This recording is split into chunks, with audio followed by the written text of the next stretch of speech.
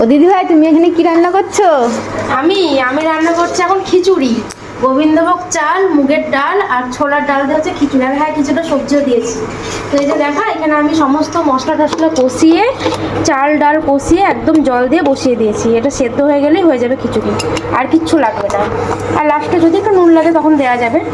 এই যে এটা হচ্ছে খিচুড়ি। আর এখানে আমার সবজিপাতি তুলেছে, দেখা এই যে দেখে নাও। এই যে এখানে আমার এক ঝুড়ি সমস্ত সবজিপাতি আমি কাটছি আর রান্না করছি, মানে খিচুড়ি, তারপরে 5 তরকারি, 5 রকমের ভাজা।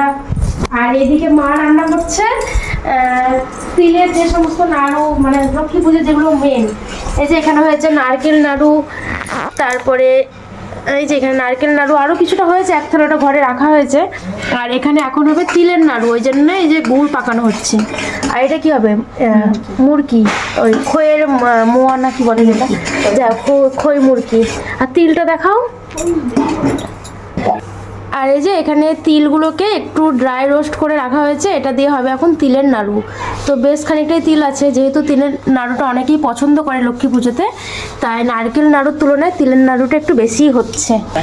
আর এই যে এখানে খইগুলো, এগুলো এখনও বাছা কমপ্লিট হয়নি। এখানে অলরেডি 1 বালতি খই বাছা হয়ে গেছে, আর ওই বালতির খইটা বাছা হয়নি। আজকে এই 1 বালতি খইয়েই মানে কমপ্লিট হয়ে যাবে, ওই বালতির খইটা আর লাগবে না। তো যাই হোক, আর এইদিকে দেখো আমার ভাইয়ের বউয়ের কাজ কত সুন্দর। এই যে কত সুন্দর আলপনা দিয়েছে। এখনও পুরোটা কমপ্লিট হয়নি, এখনও এর মধ্যে অনেক আলপনা হবে।